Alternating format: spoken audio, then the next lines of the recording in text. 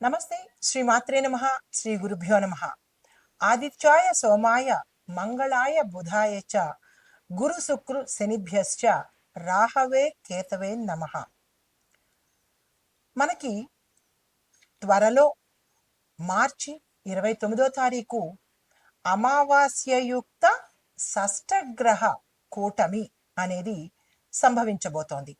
అయితే ఈ షష్టగ్రహ కూటమి దానికి చాలామంది పండితులు భయభ్రాంతులకు గురి చేయడము, అదైపోతుంది, ఇదైపోతుంది, దేశం నాశనం అయిపోతుంది, ప్రపంచం అంతమైపోతుంది, ఇలా రకరకాల వ్యాఖ్యానాలు చేస్తున్నారు. అయితే అందులో ఎవరిది తప్పు కాదు, అందులో అంత ప్రమాదము లేదు, లేదా అంటే ఉన్నది అనమాట.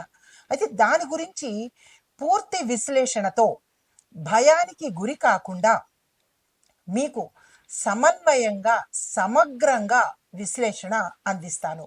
అయితే మనకి వేద జ్యోతిష్య శాస్త్ర ప్రకారము అంతరిక్షంలో గ్రహాలు ప్రతి సమయంలోనూ మనకి కలుసుకుంటూ ఉంటాయి.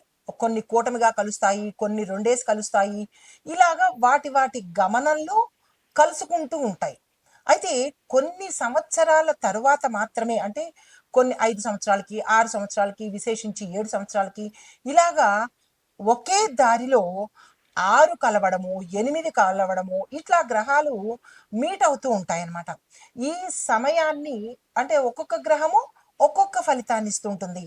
ఒక్కొక్క గ్రహము ఇంకో చెడు గ్రహంతో, అంటే ఇక్కడ మనకి గ్రహాలు శుభగ్రహాలు, పాపగ్రహాలు అని ఉంటాయన్నమాట. ఈ శుభగ్రహాలు పాపగ్రహాలతో కలిస్తే మంచితనం మర్చిపోయి చెడుని చేసే అవకాశం ఉంటుంది. వీటి ఇన్ఫ్లుయెన్స్ ఎక్కువగా ఉంటుంది. ఈ మంచి ఇన్ఫ్లుయెన్స్ తగ్గిపోయి చెడు ప్రభావము ఎక్కువ అయ్యే అవకాశం కనబడుతుంది. అవి 2-3 ఉంటే కొన్ని రాజయోగాలు ఇస్తాయి, కొన్ని మహారాజయోగాలు ఇస్తాయి, కొన్ని ఏం చేస్తాయి, మిశ్రమ ఫలితాలను కలగజేస్తుంటాయి. అయితే మనకి రాబోయే కొన్ని రోజుల్లో అమావాస్యతో కూడుకున్నది కాబట్టి మరికొంత తీవ్రతను కలగజేసే అవకాశం కనబడుతోంది. ఎక్కువ దుష్ట ప్రభావాన్ని కలగజేసే అవకాశం కనబడుతోంది. మీరు కనుక గుర్తు చేసుకున్నట్లయితే మనకి 2019లో డిసెంబరు ఆ సమయంలో మనకి షష్టగ్రహ కూటమి జరిగింది. అయితే ఆ సమయంలోనే మనకి కరోనా మహమ్మారి ఆవరించింది, దేశాన్ని పట్టి పీడించింది. దేశాలు అతలాకుతలమైపోయాయి, జన నష్టం సంభవించింది, ప్రాణ నష్టం సంభవించింది, ఇలా చాలా నష్టాలను కలగజేసింది. అయితే మళ్ళా అటువంటి ఉపద్రవాలే మనకి ఈ సమయంలోనూ కలుగుతాయా అంటే కనుక, అప్పుడు షష్టగ్రహ కూటమి జరిగినది ఏ రాశిలో జరిగింది, ఏ సమయంలో జరిగింది అనే దాని ప్రభావాన్ని బట్టి, దేశ కాల మాన పరిస్థితులను బట్టి అది దేశం మీద, పరిస్థితుల మీద, మనుషుల మీద కూడా అంతటి ప్రభావాన్ని చూపించింది. అంటే ఆరోగ్యం మీద ఎక్కువగా దెబ్బ పడింది. తర్వాత ఆహారానికి సంబంధించి ఎక్కువ దెబ్బ పడింది. ఇప్పుడు ఎటువంటి దెబ్బ పడబోతోంది అంటే కనుక, ఈ 6 గ్రహాలు మనకి మీనరాశిలో సంచారం చేస్తున్నాయి. అంటే మీనరాశిలో ఈ 6 గ్రహాలు కలయిక జరుగుతోంది. మీనం అంటే అర్థం ఏమిటి? సముద్రంలో ఉండే జంతువు, అంటే సముద్రంలో ఉండే ప్రాణి అనమాట. అంటే ఈ సమయంలో సముద్రంలో ఉండే ప్రాణి కాబట్టి నీటికి సంబంధించినటువంటి ప్రమాదాలు కానీ, ఉత్పాతాలు కానీ జరిగే అవకాశం కనబడుతోంది. అయితే కొన్ని భూమికి కూడా ప్రమాదాన్ని తెచ్చిపెట్టే అవకాశం గోచరిస్తోంది కుజ ప్రభావం వల్ల. అయితే భూమికి ఏ రకంగా ప్రమాదం కనబడుతోంది అంటే కనుక, భూకంపాలు విపరీతంగా రావడము, వర్షాలు ఎక్కువగా పడవడము, అంటే అతివృష్టి, భూకంపాలు, దీనితో పాటు నీటికి సంబంధించినటువంటివి, అంటే సముద్రాలు ఉప్పొంగడము, క్రూరమైన జలచరాలు బయటపడి వాటి మనకి సంకేతంగా చూపించడము, అంటే ప్రజలకు రాబోయే రోజుల్లో విపరీతమైన పరిణామాలు, భూ నష్టము, జన నష్టము జరిగే అవకాశం కూడా కనబడుతోంది. భూ నష్టము అంటే కనుక భూమి నీటితో ఆవరించబడి భూమి అనేది లేకుండా పోవడం అనమాట. అయితే ఇవన్నీ ఎందుకు జరుగుతాయి, ఎలా జరుగుతాయి అంటే కనుక, మనకి ఒకటి దీని ప్రభావము దేశం మీద, దేశ ప్రజల మీద, కనబడబోతోంది. ఇవి అన్ని దేశాలు కూడా ఈ ప్రభావానికి లోనయ్యే అవకాశం కనబడుతోంది. అయితే ఈ గ్రహాల గమనము, ఈ గ్రహాల సంయోగము, ఈ కూటములు మనకి ఖగోళంలో మార్పులకి చాలా కారణమవుతాయన్నమాట. అది మనకి వాతావరణం మార్పు కూడా దీనిలో భాగమే. అయితే ఈ 2025 మార్చి 29వ తారీఖు ఈ షష్టగ్రహ కూటమి జరిగే ప్రదేశంలో మనకి గతంలో వచ్చినట్టుగా కరోనా మహమ్మారి చైనా నుంచి మనకి విడుదల అయ్యింది. అయితే ఈసారి ప్రజలందరూ భయపడేది మరొక కరోనా లాంటి ఒక వైరస్ ఏమైనా మనకి రాబోతోందా అంటే కనుక వచ్చే అవకాశాలు ఉన్నాయి, కానీ కరోనా అంత తీవ్రత కాదు. అది హెచ్ఎంపివి అనే ఒక చిన్న చిన్నది అని చెప్పడానికి లేదు, కానీ ఒక రకమైన వైరస్ లాంటిదే అది మనకి వచ్చే అవకాశము. దానితో పాటు తీవ్రమైన పరిణామాలు ఎదుర్కొనే అవకాశం కూడా కనబడుతోంది. అంటే దీని శాతం చాలా తక్కువగా ఉంది, నీటికి సంబంధించినటువంటి శాతము చాలా ఎక్కువగా గోచరిస్తోంది. అది ఎందువల్ల అనే విశ్లేషణ మీకు విపులంగా ఇస్తాను. అయితే ఈ షష్టగ్రహ కూటమి ఎఫెక్ట్ మనకి ఈ హెచ్ఎంపివి వైరస్ మీద అంటే దాని ద్వారా విజృంభిస్తుందా అంటే అది కూడా ఒక కారణం కావచ్చు. అయితే ఈసారి ఈ వైరస్ వల్ల మనకి తీవ్రమైన పరిణామాలు అంతగా ఉండవు అని మన జ్యోతిష శాస్త్రజ్ఞులు చెప్తున్నారు. అంటే ఉంటాయి, కానీ అంత తీవ్రత కరోనా అంత తీవ్రత అయితే ఉండదు. దీంతో పాటుగా ఈ 6 గ్రహాలు ఎక్కడ కలుస్తున్నాయి అంటే కనుక తేదీల ప్రకారంగా కూడా మీకు చెప్పబోతున్నాను. జాగ్రత్తగా భయపడకుండా వినే ప్రయత్నం తప్పనిసరిగా చేయండి. అయితే గత ఏడాది మనకి అక్టోబరు 23వ తారీఖు ఈ రాహు మీనరాశిలో ప్రవేశించాడు. మీనరాశి అంటే సముద్ర జలచరం అన్నమాట. తర్వాత జనవరి 28న శుక్రుడు కూడా మీనరాశిలోకి ప్రవేశం చేశాడు. ఆ తర్వాత ఫిబ్రవరి 28వ తారీఖున బుధుడు కూడా మీనరాశిలోకే ప్రవేశం చేశాడు. తరువాత మార్చి 15 అంటే ఇంకా రాబోయే 15 అన్నమాట. ఈ మార్చి 15లో రవి కూడా మీనంలోకి ప్రవేశం చేశాడు. అంటే మీనరాశిలో ఒక్కొక్క గ్రహము తన స్థానంలోకి వెడుతున్నారు. తర్వాత 15 తర్వాత మళ్ళీ మార్చి 28వ తారీఖున చంద్రుడు కూడా మీనంలోనే కలుస్తున్నాడు. ఆ తర్వాత మార్చి 29న శనిదేవుడు కూడా మీనంలోనే కలుస్తున్నాడు. అంటే ఈ 6 గ్రహాలు తేదీల వారీగా మీనరాశిలోకి వచ్చి అక్కడ కూటమిగా ఏర్పడుతున్నాయి. ఈ కూటమి వల్ల అంటే ఇందులో పాపగ్రహాలు ఉన్నాయి, శుభగ్రహాలు ఉన్నాయి. అయితే ఓవరాల్గా పాపగ్రహాలు ఎక్కువ ఇన్ఫ్లుయెన్స్ చేయడం వల్ల ఒక పాయింట్, రెండవది ఆ కలయిక మీనరాశి అంటే జలచరములో కలవడం వల్ల ఈ 2 ఎఫెక్టు ఎక్కువ ఉండడం వల్ల ఏమవుతోందంటే ఒక రకంగా వైరస్ వల్ల, మరొక రకమైన ఎఫెక్టు మనకి భూమి అంటే భూకంపాల వల్ల, భూమి క్షయం అవ్వడం వల్ల, మరొకటి ఏంటంటే మనకి సముద్రాల వల్ల ఎక్కువ ఉత్పాతాలు రావడము, నీటికి సంబంధించినటువంటి అంటే అనావృష్టి కావచ్చు, అతివృష్టి కావచ్చు. దాంతో పాటుగా సముద్రాలు ఉప్పొంగి జన నష్టము, భూ నష్టము జరిగే అవకాశం కనబడుతోంది. అంటే ఆ సముద్ర గర్భంలో కొన్ని వేల అడుగుల అంటే లోతులో నివసించే ఈ వింతైన జలచరాలు ఈ సమయంలో ఈ గ్రహాల యొక్క ఇన్ఫ్లుయెన్స్ పడి అవి మీదకి వచ్చే అవకాశము తప్పనిసరిగా గోచరిస్తోంది. అది మనకి ఈ వీడియోల్లోనూ ఈ సోషల్ మీడియాలోనూ చూస్తున్నాము, అది వాస్తవాలే. అయితే ఈ మరొక పెద్ద విశేషం ఏంటంటే ఈ 6 గ్రహాలు కలిసి అమావాస్య రోజే సమ్మేళనం అవుతున్నాయి. అంటే అమావాస్య రోజు అక్కడ చేరుతున్నాయి అన్నమాట. అంటే అన్నీ చెడు లక్షణాలే, అంటే చెడు ఫలితాలే ఇచ్చేందుకు ఇవన్నీ ఒక చోట చేరాయి అన్నమాట. అయితే దీనిని ఖగోళ శాస్త్రపరంగా మనం చెప్పుకుంటాము.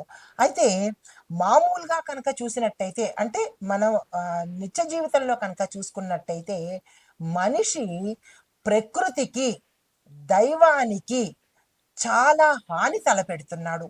ఇష్టానుసారంగా విజృంభించి పాపభీతి లేకుండా, మానవత్వం లేకుండా రాక్షసుల్లాగా ప్రవర్తిస్తున్నాడు కాబట్టి మరి ఆ నేచర్కి మనం ఏదిస్తామో తిరిగి మళ్ళా మనకి అదే వస్తుంది కదా.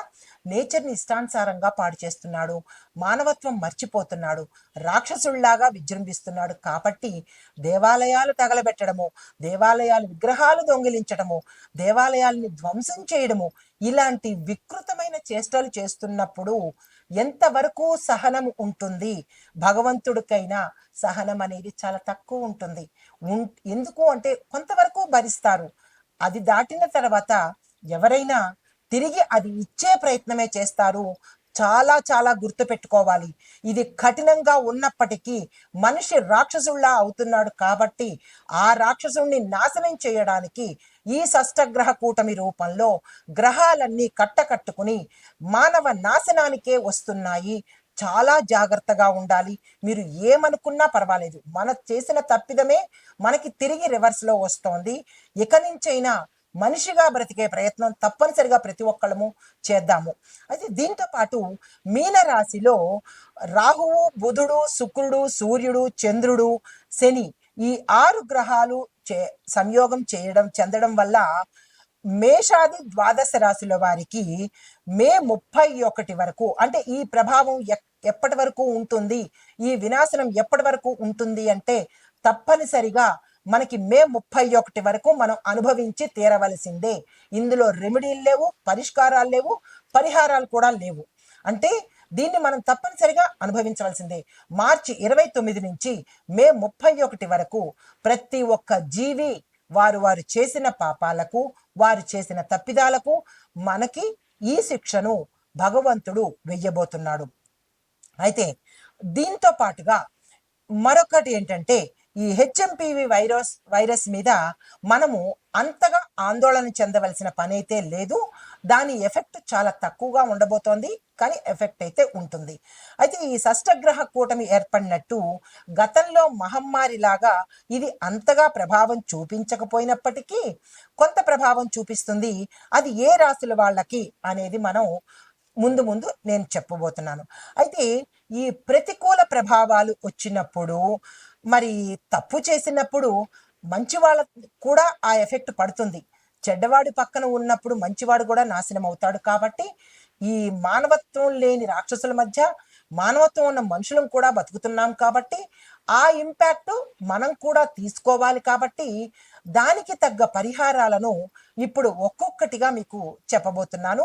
ఆ ప్రభావాన్ని ఎలా తప్పించుకోవాలి అనే అంశంలో ఈ గ్రహాలు ఈ స్థాయిని బట్టి మేషం నుంచి ద్వాదశ రాశుల వారికి ఎలా ఉండబోతోంది అనే అంశంతో పాటు చివరలో మనం ఎలాంటి పరిహారాలు తీసుకుంటే వీటి ఇంపాక్ట్ మన మీద పడకుండా ఉంటుంది అనే అంశాన్ని మీకు తప్పకుండా ఒక్కొక్కటిగా విపులీకరిస్తాను. భయపడకండి. కనీసం ఇప్పటి వరకు రాక్షసులుగా ప్రవర్తించిన ప్రతి మనిషి కూడా మానవుడిగాను, దేవుడుగాను మారే ప్రయత్నం చేస్తే మనము బతుకుతాము, మన ముందు తరాలు బతుకుతాయి. కాబట్టి తప్పనిసరిగా ఆ ప్రయత్నం చేయండి. కఠినంగా ఉన్నా నేను వాస్తవాలే చెబుతాను. జీర్ణించుకునే ప్రయత్నం చేసి మారే ప్రయత్నం తప్పనిసరిగా చేయండి. మీరు ఏమి కామెంట్స్ పెట్టుకున్నా ఐ లీస్ట్ బాదర్డ్, ఎందుకంటే నిజాన్ని నిర్భయంగా చెబుతాను కాబట్టి.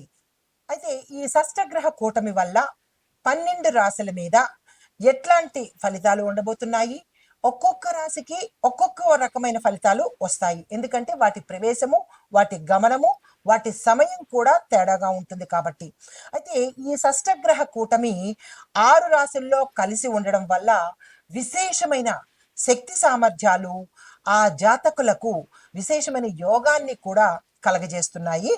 అయితే ఈ సందర్భంలో ఏ రాశి వాళ్ళు లాభాలు పొందారు, ఏ రాశి వాళ్ళు నష్టాలు పొందారు, ఏ రాశి వాళ్ళు ఎట్లాంటి ఫలితాలు పొందుతున్నారు అనే అంశాన్ని ప్రతి ఒక్కటి వివరంగా చెప్తాను. స్కిప్ చేయకుండా కరెక్ట్గా చూసుకునే ప్రయత్నం తప్పనిసరిగా చేసుకోండి. అయితే ఈ ప్రభావితము అంటే 2025 మార్చి 29 మనకి ఉగాది వస్తోంది, షష్టగ్రహ కూటమి వస్తోంది. కాబట్టి ఈ ఏ రాశిలో ఏ గ్రహాలు సంచరిస్తున్నాయి, ఆ ఫలితాలు ఏమిటి? తదుపరి రాశి మీనరాశి. మీనరాశి వారికి 12వ స్థానంలో ఈ షష్టగ్రహ కూటమి ఏర్పాటు జరుగుతోంది. 12వ స్థానం అంటే వ్యయస్థానము. ఈ వ్యయస్థానం అంటే అన్నీ ఖర్చులే, అన్నీ నష్టాలే, అన్నీ రుణాలే. ఏది చేపట్టినా అది నష్టమయ్యే అవకాశం కనబడుతోంది. రూపాయి దగ్గర 1000 రూపాయలు ఖర్చు అయ్యే అవకాశం గోచరిస్తోంది. వీరి ప్రతిదీ వృధాగా ఖర్చు పెట్టడము, ప్రయాణాలు వృధాగా చేస్తారు, ధనము వృధాగా ఖర్చు పెడతారు, అనవసరమైన ఖర్చులు వస్తాయి. ఏది పట్టినా మట్టి అన్నట్టు ఉంటుంది. కాబట్టి జాగ్రత్తలు తీసుకోండి. అయితే నిద్రలేని సమస్యలు, అనారోగ్య సమస్యలు, ప్రమాద సమస్యలు, దేహానికి సంబంధించినవి, తలకి సంబంధించి అంటే బ్రెయిన్కి సంబంధించినటువంటివి సమస్యలు అంటే అనారోగ్య సూచనలు కనబడుతున్నాయి. కాబట్టి జాగ్రత్తలు తప్పనిసరిగా తీసుకోండి. దీంతో పాటు ఎక్కువగా దాన ధర్మాలు చేసుకునే ప్రయత్నము, చారిటీస్కి కానీ, పసిపిల్లలకి కానీ, లేదా అంటే ఏదైనా ఒకటి ఇవ్వడం అనేది నేర్చుకున్నట్టయితే కనుక భగవంతుడు మీకు ఇచ్చే ప్రయత్నం చేస్తాడు. కనీసం ఈ సమయంలోనైనా వృధాగా ఖర్చు పెట్టకుండా ఆ ఖర్చుని దానం రూపంలో పెట్టుకున్నట్టయితే మీరు బ్యాంకులో డిపాజిట్ చేసుకున్నట్టే. కాబట్టి ఈ మీనరాశి వాళ్ళు ఈ దానం చేయడం కానీ, దైవ ప్రార్థన కానీ చేసినట్టయితే ఈ కొంత ఈ ప్రతికూలతలను తగ్గించుకునే ప్రయత్నం చేస్తారు. అయితే మీకు చెప్పదగిన పరిహారము విష్ణు సహస్రనామ పారాయణ తప్పనిసరిగా ఒక్కసారైనా మీ నోటితో చదవండి, వినడం కాదు. శనేశ్వరుడికి దానంగా ఏదైనా ఇవ్వండి. అయితే రుద్రాభిషేకము శివాలయంలో చేసుకున్నట్టయితే కనుక విశేషమైన ఫలితాన్ని పొందుతారు. శని సంబంధిత దోషాలు ఏమైనా ఉంటే కనుక మనం పూజించవలసిన దైవాలు రెండే రెండు. ఒకటి ఆంజనేయ స్వామి, రెండవది శివుడు. వీళ్ళిద్దరే శని ప్రభావం నుంచి, శని పీడల నుంచి కాపాడేవాళ్ళు. కాబట్టి తప్పనిసరిగా ఎవరైతే శని సంబంధిత బాధలు పడుతున్నారో వారు ఈ రెండు దేవతల్ని అంటే శివుణ్ణి, ఆంజనేయ స్వామిని కనుక పూజించడము, అభిషేకాలు చేసుకోవడము, ప్రదక్షిణలు చేసుకోవడము, దానాలు చేసుకోవడము కనుక చేసినట్టయితే అంత తీవ్రమైన ఫలితాల నుంచి కొంత ఉపశమనం కలిగే అవకాశం గోచరిస్తోంది. అయితే ఈ షష్టగ్రహ కూటమి తీవ్రంగా బాధపడుతున్న వాళ్ళు, ఇవి గోచార ఫలితాలు కదా, వ్యక్తిగత ఫలితాలు కాదు. కాబట్టి మీ యొక్క జాతక చక్రంలో ఏ గ్రహాలు మీకు ఇబ్బంది పెడుతున్నాయి, దానివల్ల మీరు పడే బాధలు ఏమిటి అనేవి మీరు చూపించుకున్నట్టయితే కనుక అది కూడా చాలామంది ఫ్రీ ఫ్రీ ఫ్రీ అంటుంటారు. ప్రతిదీ ఫ్రీగా తీసుకునే అలవాటు చేసుకోకండి. ఎందుకు అంటే అది చాలా హేయమైన అలవాటు. ఇచ్చే ప్రయత్నం చేస్తే వచ్చే ప్రయత్నం భగవంతుడు చేస్తాడు. కాబట్టి ఆ అలవాటును మార్చుకోండి. ఫ్రీగా తెచ్చుకోవడము, ఫ్రీగా ఎగవేయడము, ఇచ్చిన డబ్బులు ఎగవేయడము, ఇలాంటి పనులు చేయకుండా ప్రకృతికి, విశ్వానికి కనెక్ట్ అయ్యేటట్టుగా ప్రవర్తించండి. అప్పుడు భగవంతుడు మీకు అన్ని విధాల మేలు చేస్తాడు. ఈ షష్టగ్రహ కూటమికి ప్రతి ఒక్క రాశి వాళ్ళకి క్షేమంగా ఉండాలి, ఆయురారోగ్యాలతో, అష్టైశ్వర్యాలతో ఆ భగవంతుడు సదా మిమ్మల్ని కాపాడాలి అని కోరుకుంటూ, భగవంతుడే కాదు నేచర్ కూడా అంటే ప్రకృతి కూడా కాపాడాలి. కాబట్టి వృక్షో రక్షతి రక్షిత, ప్రకృతిని కాపాడదాము, మన్ని ప్రకృతి కాపాడుతుంది. దీనితో పాటుగా ఈ షష్టగ్రహ కూటమి దేశానికి తరువాత ప్రకృతికి ఎలాంటి పరిణామాలు ఇవ్వబోతోంది అనే అంశంలో ఈ షష్టగ్రహ కూటమి అంటే ఈ 6 గ్రహాలు ఒకే చోట ఒకే సమయంలో ఇంచుమించుగా ఒకే సమయంలో ఏర్పడడం జరుగుతోంది. కాబట్టి ఇది అత్యంత శక్తివంతమైన గ్రహస్థితి. ఇట్లాంటి గ్రహస్థితి అరుదుగా జరుగుతుంది. 2019లో జరిగింది. అప్పటి నుంచి ఇప్పటికి 7 సంవత్సరాలు రమారమిగా పట్టింది. కాబట్టి చాలా విశేషమైన తీవ్రమైన పరిణామాలు చోటు చేసుకుంటాయి.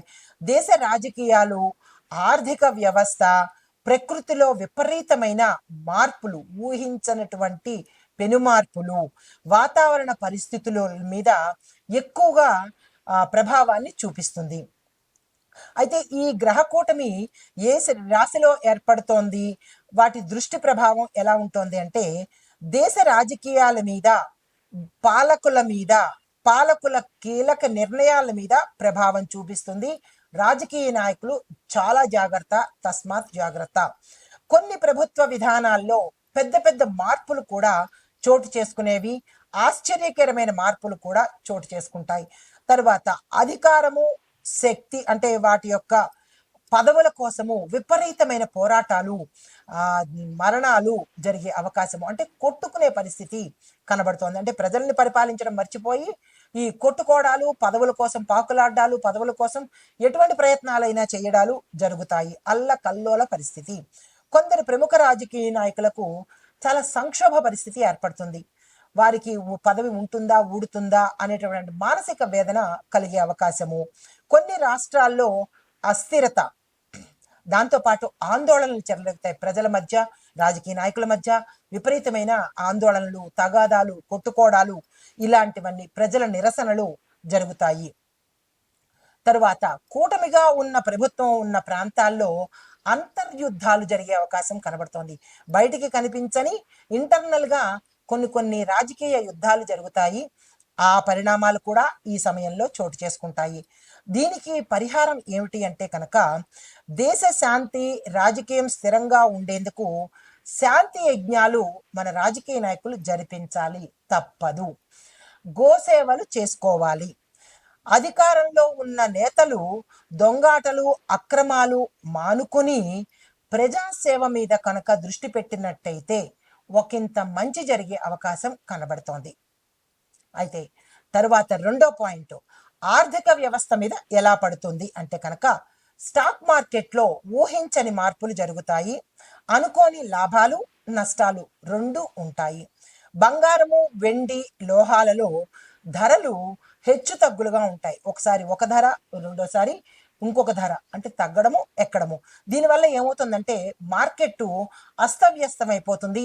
ఎటూ తేల్చుకోలేని వ్యాపారస్తులకు ఎటూ తేల్చుకోలేని పరిస్థితి. కొనాలా, అమ్మాలా, ఏ సమయంలో కొనాలి, ఏ సమయంలో అమ్మాలి, అలాంటి అస్థిరత కనపడుతోంది. దీంతో పాటు ఆహార ధాన్యాలు విపరీతంగా పెరిగిపోతాయి. అది ఎవరు ఆపలేని పరిస్థితి. అయితే ప్రభుత్వానికి రుణభారం ఎక్కువగా పెరిగిపోయే అవకాశం ఉంది. బ్యాంకింగ్, ఫైనాన్స్ రంగాల్లో కొత్త నియమాలు, కొత్త రూల్స్, కొత్త రెగ్యులేషన్స్ వచ్చే అవకాశం కనబడుతోంది. ఇవి దేశంలో ఆర్థిక వ్యవస్థ మీద ఈ షష్టగ్రహ కూటమి వల్ల ఏర్పడుతుంది. తరువాత దీనికి మనం ఏదైనా పరిహారం చేసుకోవాలి కదా. అదేంటంటే ప్రజలు అప్పులు చేయకుండా జాగ్రత్తలు తీసుకోండి.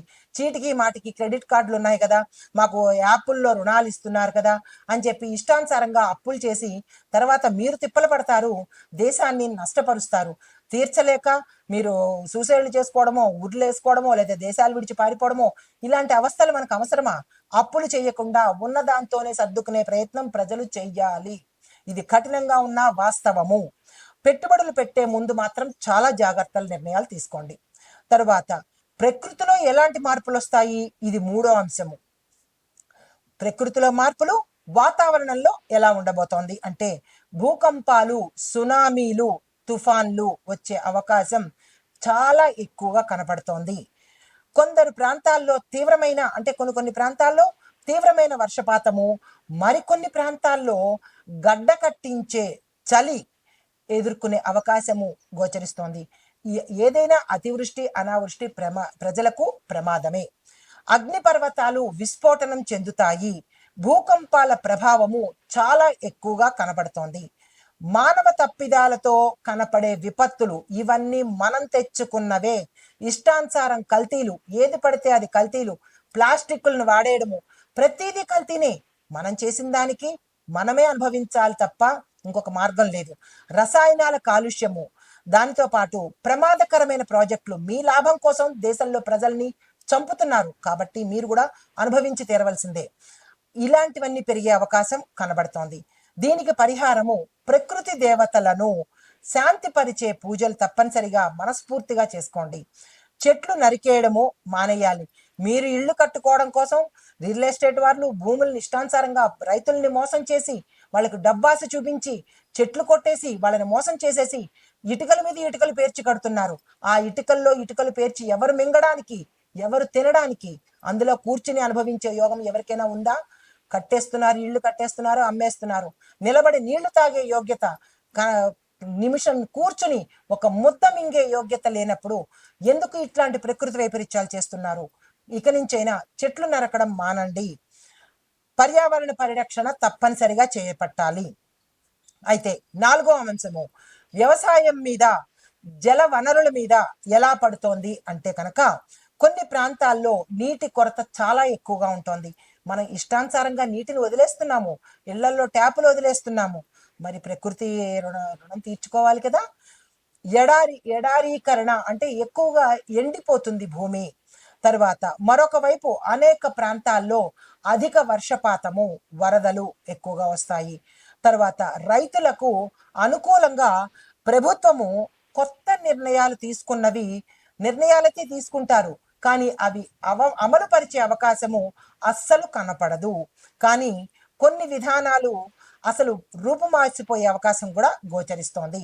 కొత్త విత్తనాలు, సాంకేతిక పరిజ్ఞానంతో మాత్రమే వ్యవసాయంలో కొంత మార్పులు తెచ్చుకోవచ్చు.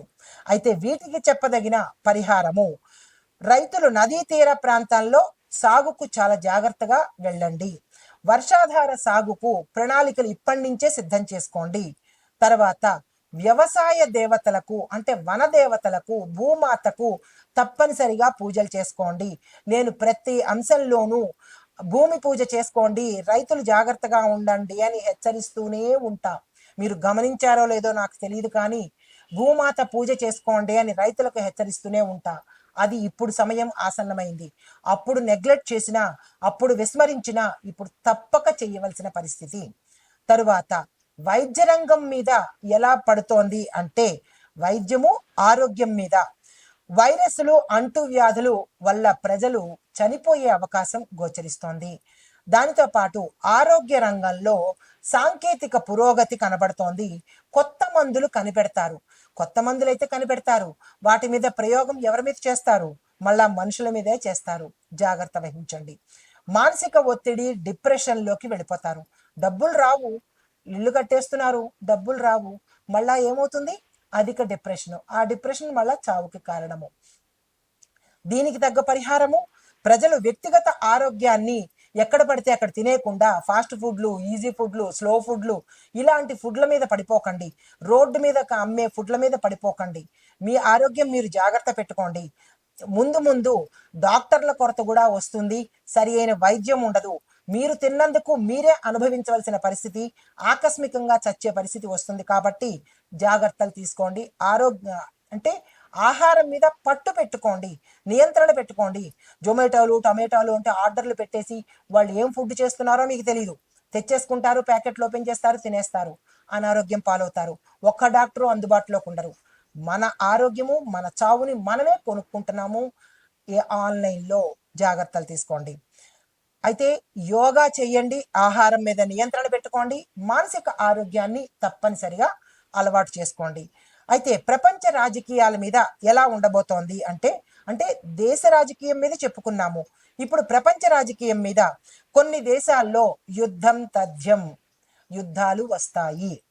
కొన్ని దేశాలు అంటే చైనా, అమెరికా, రష్యా దేశాల మధ్య తీవ్రమైన ఒత్తిడి పెరుగుతుంది. కొన్ని దేశాల్లో ఆర్థిక సంక్షోభము ఏర్పడే అవకాశం కనబడుతోంది. ప్రపంచ ఆరోగ్య సంస్థ అంటే WHO ముఖ్యమైన నిర్ణయాలు తప్పనిసరిగా తీసుకుంటుంది. పరిహారము, అన్ని దేశాలు కలిసి సమస్యలను పరిష్కరించే ప్రయత్నం చేయాలి. యుద్ధ వైరాన్ని శాంతి దిశగా మళ్లించే ప్రయత్నం చేసుకోవాలి. అయితే దీనికి చెప్పదగిన పరిహారము క్లుప్తంగా, షష్టగ్రహ కూటమి దేశ స్థాయిలో పెద్ద మార్పులు తీసుకొస్తోంది. ప్రకృతి విపత్తులు పెరిగే అవకాశం కనబడుతోంది. రాజకీయ, ఆర్థిక విధానాల్లో అనిశ్చిత ఏర్పడుతోంది. రాజకీయంగా, ఆర్థికంగా చాలా స్థిరంగా ఉండాలి. వ్యక్తిగత జీవితాల్లో విపరీతమైన మార్పులు గోచరిస్తున్నాయి. సాధారణమైన పరిహారాలు, నవగ్రహ హోమాలు తప్పనిసరిగా చేయించుకోవాలి. పర్యావరణం మీద దృష్టి పెట్టాలి. ధ్యానము, యోగా ద్వారా కొంత ఉపశమనం కలుగుతుంది. చెట్లను తిరిగి నాటే ప్రయత్నం చేయండి, చెట్లను కట్ చేసే ప్రయత్నం చేయకండి. దాన ధర్మాలు చేసుకోండి. పింగించి పీనాసితనంగా ఎవరు ఫ్రీగా ఇస్తారు, ప్రతిదీ ఫ్రీ అనే మాటను మర్చిపోవడం నేర్చుకోండి. ఏ కాడికి ఎదుటివాళ్ళు మాకు ఇవ్వాలి, మేము మా ధనాన్ని మేము ఇంట్లో పెట్టుకోవాలి అనే పరిస్థితిని నుంచి మీరు ఫ్రీ అనేది మానుకుని ఎదుటి వాళ్ళకి దాన ధర్మాలు చేసే ప్రయత్నాలు తప్పనిసరిగా చేసుకుంటే కనుక ఈ షష్టగ్రహ కూటమిని గమనిస్తూ ముందస్తు చర్యలు తీసుకుంటే మనము, మన దేశము, మన ఆర్థిక వ్యవస్థ అన్నీ బాగుంటాయి.